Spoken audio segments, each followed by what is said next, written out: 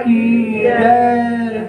नारी पतिव्रता धर्म, नारी का क्या कर्तव्य और एक पुरुष का क्या कर्तव्य। तो देख दोहा रामायण में है, जिसमें माता अनसुईया माता सीता को बताई थी कि धीरज धर्म मित्र अरुणारी आपद काल पर रखे अहि चारी। धीरज धर्म धैर्य ये सब नारी को परखना चाहिए और रखना चाहिए। जो भी नारी धीरज धर्म और धैर्य को रखते हैं, एक स्त्री उनको रख करके और जो अपने पति को विपत्ति में साथ देते हैं, वह स्त्री सौभाग्यशाली और पतिव्रता कहलाई जाती है। तो स्त्री को हमेशा धीरज धैर्य रखना चाहिए, साथ देना चाहिए। चाहे किसी भी जो भी स्त्री अपने पति को विपत्ति में साथ देती है, वही सबसे बड़ा धर्म पत्नी और पतिव्रता नारी कहलाती है। वही माता अनसुईया जो कि अन्य मुनि के ऋषि का पत्नी थी, जो कि बहुत पतिव्रता नारी थी, और वहां पर माता सीताराम लक्ष्मण वहां पर माता अनसुईया के यहाँ ठहरे थे, उनसे दर्शन करने के लिए गए थे। तो उसी समय नारी धर्म के बारे में माता अनसुईया माता सीता को बता रही है कि धीरज धर्म मित्र अरुणा अंध पंगु क्रोधी अति दीना। चाहे पति वृद्ध हो, रोगग्रस्त हो, धनहीन हो, चाहे पति किसी भी प्रकार का हो, अपंग हो, क्रोधी हो, किसी प्रकार के हो, लेकिन पति पति होते हैं। पति को हमेशा ध्यान रखना चाहिए और हमेशा अपना पति को ही ख्याल रखना चाहिए और हमेशा उनका साथ देना चाहिए और कर्म वचन से हर समय इस पतिव्रता नारी का धर्म निभाना चाहिए। माता अनसुईया कहती है कि मातु पिता भ्राता हितकारी अमित पर्द सब सुनु सुकुमारी। अमित दानी भरता भय देई अधम तो नारी जो सेवन देई। माता पिता भाई बंधु मित्र ये सब क्षणिक सुख के लिए हैं, लेकिन एक स्त्री के लिए पति परम सुख शांति का प्रतीक है और इष्ट देव के समान है। इसलिए उनको कभी नहीं भूलना चाहिए और उनको हमेशा इष्ट देव के समान समझकर उन्हें पूजा करना चाहिए। वही माता अनसुईया बता रही है नारी धर्म के बारे में। वो पतिव्रता नारी होने के नाते एक पतिव्रता नारी को यह संदेश दे रही है। कहती है कि ये कहीं पति कर किए अपमाना नारी पावे जम पुत्र दुख नाना। एक ही धर्म एक ही व्रत नेमा बचन मन पति पद प्रेमा। अनसुईया माता कहती है कि एक ही पति एक ही अपमाना। जो अगर एक से हूँ पति कर की अपमाना, जो पति का अपमान करता है, नारी पाव जमपुरी दुख नाना, वह जमपुरी में जाकर के नाना प्रकार के दुख पाती है। वह जमपुरी में भी जाकर के नाना दुख पाती है और जो यहाँ पति को दुख देती है, वह यहाँ भी पति को वियोग भोगना पड़ता है। पति को वियोग भोगना पड़ता है, अकेले रहना पड़ता है। इसलिए पति को अपमान कभी नहीं करना चाहिए। पति के लिए सिर्फ एक ही धर्म है कि कर्म और सेवा से पति का प्रेम। पति धर्म को निभाने के लिए एक पत्नी को पति को भोजन करा करके भोजन करना चाहिए, ऐसा शास्त्रों में कहा गया है और ऐसा रामायण में भी लिखा हुआ है कि पति को भोजन करा करके अपने खुद पत्नी भोजन करें और पानी पीने से पहले भी पति अगर हैं तो उन्हें पूछ लेना चाहिए कि आप भी पानी पीजिएगा। पति को भी पानी पिला करके और खुद पत्नी को पानी पीना चाहिए। अब अगर पति नहीं है, यहाँ पर नहीं है, कहीं बाहर चले गए हैं, तो उस समय क्या करेंगे हम लोग? ना उनको खाना खिलाएंगे ना पानी पिलाएंगे, तो क्या करेंगे?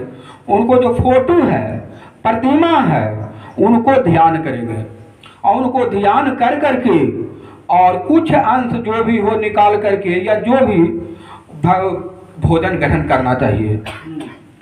अगर पति ना हो तो भी उस तरह का जो करते हैं वह हमेशा पति धर्म को निभाते हैं। और पति धर्म इतना ही नहीं, पति धर्म इतना बड़ा भाग निभाता है कि जो पत्नी पतिव्रता नारी पतिव्रता धर्म को निभाती है तो उनका सारा संसार सुखी रहता है, उनका अपना भी आंचल सुखी रहता है, सुख समृद्ध रहता है, और पति भी सुख संपन्न। जहाँ भी जाते हैं वहाँ सारा काम बन जाता है, कहीं भी किसी तरह का दिक्कत ना होगा और धन धान से परिपूर्ण रहेंगे। इसलिए हमेशा पति को इष्ट देव के समान, आप लोग इष्ट देव के पहचानते होंगे कि जब जो मंत्र आपको बताया जा रहा है, अगर उस मंत्र को बढ़िया से अगर ध्यान कीजिएगा सुबह शाम, तो आपको इष्ट देव परछाई के रूप में दिखाई पड़ेंगे। वही इष्ट देव के तरह जैसे माता पार्वती भगवान भोलेनाथ को हमेशा इष्ट देव मानते थे, उसी तरह से हरेक पत्नी हरेक नारी को वह धर्म है कि पतिव्रता धर्म निभाने के लिए अपना पति को इष्ट देव समझे। सवाल यह होता है कि हम लोग के भी उसमें नारी का सम्मान करना चाहिए, पति का सम्मान करना चाहिए, उनका हर बात को ख्याल रखना चाहिए और जो वो कहते हैं उस पर मनन करना चाहिए। कोई कोई बात ऐसा है जो कि सत्य हो जाता है और जब भी उनका शादी होता है और आपके साथ चली आती है सारा घर संसार छोड़कर, तो आपका कर्तव्य बनता है कि उनको हमेशा ख्याल रखें और नारी का हमेशा समझाइए, उनको ज्ञान दीजिए और उनको भावना के सम्मान कीजिए, तभी आपका भी सम्मान होगा और भगवान लक्ष्मी का भी, माता लक्ष्मी का भी निवास होगी। जहाँ लक्ष्मी का निवास होगा वहाँ धन धान के साथ साथ आप भी सुखी रहिएगा। सबसे पहला आप सुखी रहिएगा, आपको हर समय वो साथ देगी, आपको किसी भी संकट से छुड़ाने के लिए प्रयत्न रहेगी, तो फिर उनका साथ क्यों न दें? आपको हर समय इतना ही नहीं, भारी से भारी कष्ट जो आपको आने वाला है वह अपने पत्नी सुख शांति के लिए आपको भी कष्ट को मिटा देगी। इसलिए हमेशा पत्नी को भावना को भी ध्यान में रखें। नारी का सम्मान हम लोग के सबसे पहले कर्तव्य बनता है और सबसे पहले नाम भी आया है, हम लोग भी सम्मान करते हैं। देखते हैं कि सबसे पहले नाम आया सीताराम, सीताराम, राधे कृष्णा, हरे कृष्णा हरे राम, गौरी शंकर सीताराम। सबसे पहले नाम आता है नारी का।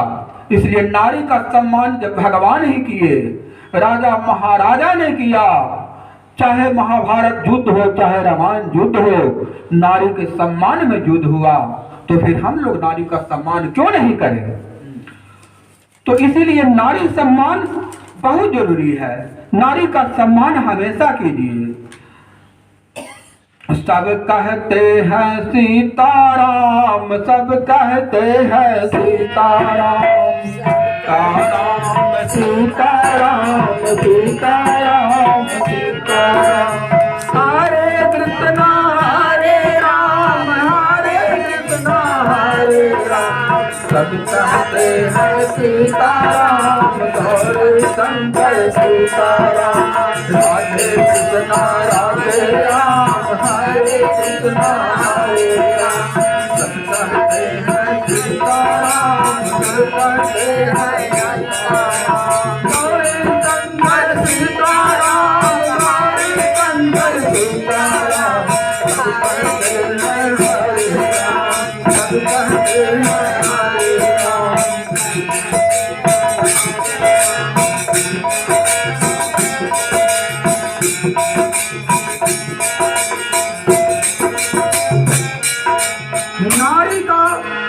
पतिव्रता नारी का सबसे बड़ा श्रृंगार आंचल है।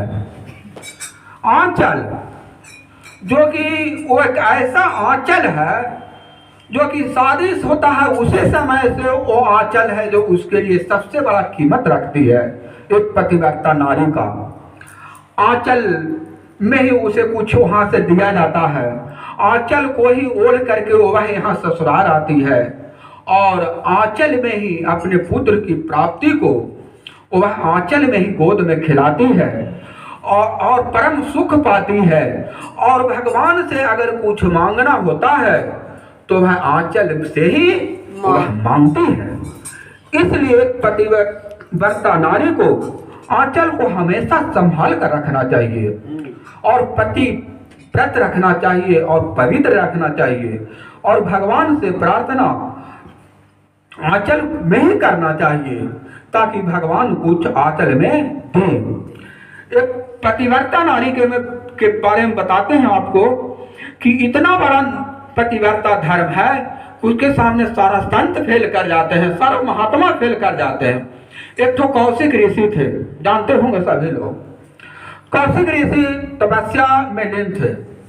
वहाँ वृक्ष का पीपल का वृक्ष था, पीपल के वृक्ष के नीचे बैठ करके कौशिक ऋषि तपस्या कर रहे थे।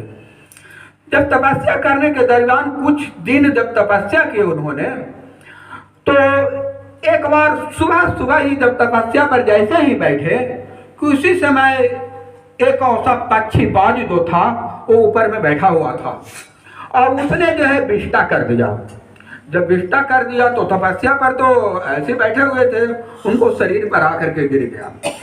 कौशिक ऋषि को ध्यान भंग हो गया कि ये तो विष्टा कर दिया, लेकिन उन्होंने जैसे आँख खोल के दृष्टि उन्होंने ऊपर में डाला तो देखा कि एक बाज ऊपर में बैठा हुआ है, विष्टा वही गया है। अब यह देख करके कौशिक ऋषि को क्रोध आया। जब जैसे क्रोध आया, जैसे क्रोध के कारण क्रोध के अग्नि में वो बाज जल के भस्म हो गया। जब बाज जो है जल के भस्म हो गया तब कौशिक ऋषि को बड़ा आनंद हुआ। क्या आनंद हुआ कि हमने जो तपस्या किया उसका फल हमें मिल गया, कि हमने जिस पर गलत दृष्टि अगर डाल लेंगे तो जल का भस्म हो जाएगा। उनको इस तरह से घमंड इस तरह से उनको उत्पन्न हो गया कि मैं जो तपस्या किया वो सही है, और उनको सही तपस्या का फल प्राप्त हुआ भी कि एक बाज पर दृष्टि डालने से वो वह जल के भस्म हो गया। तो उनका सिद्ध भी हो गया कि तपस्या सिद्ध है। अब इस कारण उन्होंने भिक्षा के मांगने के लिए भी इधर उधर जाते थे शाम के समय कुछ खाने पीने के लिए। तो जब भिक्षा लेने के लिए गांव में गए तो एक तो बहुत पतिव्रता नारी रहती थी। उनका पतिव्रता नारी जो थी उस घर में भिक्षा मांगने के लिए गए और वो पतिव्रता नारी अपने पति की सेवा में लगी हुई थी। पति का तबीयत खराब कुछ ज्यादा था और ज्यादा तबीयत खराब होने के कारण वो पति की सेवा में लगी हुई थी। लेकिन जैसे कौशिक ऋषि भिक्षा के लिए आए तो उनको थोड़ा देर रुकने के लिए इशारा किया, थोड़ा को इस तरह से रोक कर, और ये पति का सेवा करना ये कहाँ का धर्म है। हमको भिक्षा दे देती उसके बाद सेवा करती तो उसको फल प्राप्त होता, लेकिन वो ऐसा कर रही है वो तो उचित नहीं है। वो भीतर भीतर बीत गया। पति बीमार ज्यादा थे, उनको खाना खिलाना दवा खिलाना जरूरी था। वो पति को दवा खाना खिला करके और उसके बाद दवा खिलाया। हो सोचो जब वो गर्म हो रहे थे तो उसी समय वह पतिव्रता नारी थी, वह बोली कि महाशय मुझे तो ऐसा ऐसा बात आप शब्द बोल रहे हैं, लेकिन ये कहाँ का धर्म है कि आप ऐसे ऋषि मुनि धर्मात्मा पुरुष भी थोड़ा देर रोकने के लिए गुस्सा करें। साधु लोग तो गुस्सा करते नहीं है, महात्मा लोग तो गुस्सा करते नहीं है। हर समय कितनों बड़ा संकट आ जाए, कितनों बड़ा दुख आ जाए, उस समय गुस्सा से नहीं, कितनों कोई कुछ लोग उनसे बोल दे आप शब्द, लेकिन वो गुस्सा से नहीं, शालीनता से है जिन उनको अच्छी करते हैं। लेकिन उन्होंने गुस्सा किए तब वो जाके स्तंभ रखे, करे भाई ये तो अजब ढंग की नारी है, ये हमें ही गलत शब्द कह रही है। तो उसी समय भिक्षा दी, और देने के बाद जब भिक्षा वो प्राप्त किए, लेकिन कहें कि तुम्हारे भिक्षा से हम संतुष्ट नहीं हैं, इसलिए कि तुम्हारा जवाब से हम संतुष्ट नहीं हैं, कि हमें जो इतना देरी रोक करके अब भिक्षा के लिए इस तरह से जो रुकना पड़ा, ये तुम्हारा सरासर गलत है। इसके लिए तुम्हें कुछ न कुछ आशीर्वाद नहीं दे करके श्राप दे सकता हूं। क्रोधित हो रहे थे कौशिक मुनि। उसी समय नारी कहती है, पतिव्रता नारी, कि क्या आप समझ लिए हैं कि जिस तरह से बाज को वो आपके ऊपर विष्टा कर दी और उसके कारण आप बाज को भस्म कर दिया, उसी तरह से हमें भस्म करना चाहते हैं? कभी नहीं। कौशिक ऋषि ये बात सुने अधम रह गए कि इसको कैसे पता हुआ कि हम बाज को भस्म कर दिया है। मैंने अभी थोड़ा देर पहले भस्म करके आया है, इसको पता भी नहीं होना चाहिए। लेकिन ये किस कारण से इस नारी को इस तरह से अद्भुत शक्ति प्राप्त हुआ? इस तरह से उनको मन में प्रश्न उठना शुरू हो गया। तब नारी कहती है कि महाराज, जितना साधना आपके योग बल और साधना में जितना भगवान प्रभावित होते हैं, उतना प्रभावित एक पतिव्रता नारी का होती है। पतिव्रता नारी जो पति का सम्मान करती है, पति का जो सेवा करती है, उसे आप कभी नहीं पछाड़ सकते। भगवान का तो तीर वहां पर काम कर ही नहीं सकता है, और आप क्या श्राप हमें दे सकते हैं? उनको भी, कौशिक ऋषि को भी वहां पर ज्ञान प्रकट हुआ कि वास्तविक में पतिव्रता नारी में ऐसा गुण है। तब न ये पकड़ ली दिव्य दृष्टि से कि आप बाज की तरह हमको भस्मात नहीं कर सकते हैं, जबकि मालूम भी नहीं हुआ था किसी कारण से इनको, पतिव्रता नारी को। इसलिए पतिव्रता धर्म और पतिव्रता नारी में इतना बड़ा शक्ति है। चाहे जो भी हो, पति जैसा भी हो, इसमें कहा ही गया है कि चाहे पति किसी भी अवस्था में हो, वृद्ध रोगग्रस्त जस धनहीना अंध पंगु क्रोधी अति दीना। चाहे क्रोधी हो, दीन हो, दुखी हो, चाहे किसी प्रकार से अपंग हो, चाहे पियाक हो, चाहे जो भी हो, उनको आपको सेवा करना है और उनसे फल प्राप्त करना है। इसलिए हम लोग उनको हमेशा ध्यान रखें। और पत्नी के लिए पति ही भगवान है। पतिव्रता पत्नी का जीवन महान है। इस पर हम लोग एक तो भजन भी गाते हैं कि जिसका पति मोटा उसका भी बड़ा नाम है, जिसका पति मोटा उसका भी बड़ा नाम है। मोटे पेट वाला गणेश उनका नाम है। मोटे पेट वाला गणेश उनका नाम है।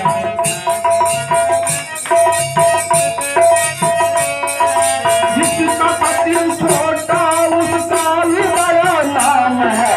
जिसका पति छोटा उसका भी बड़ा नाम है। सृष्टि के रचयिता ब्रह्मा जी उनका नाम है। सृष्टि के रचयिता ब्रह्मा जी उनका नाम है।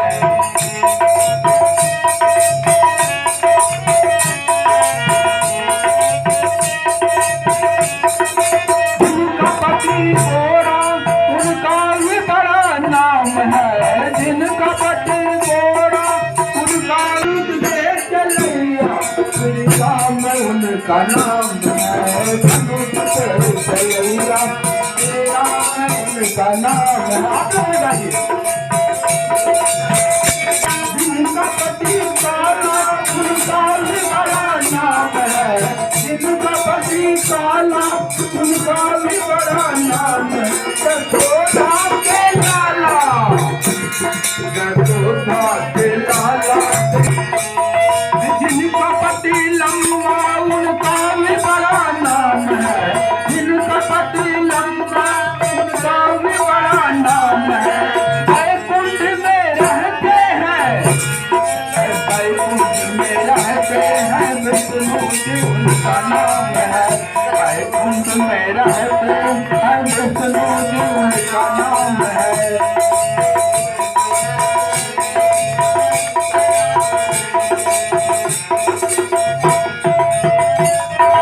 मोटे पेट वाला गणेश उनका नाम है।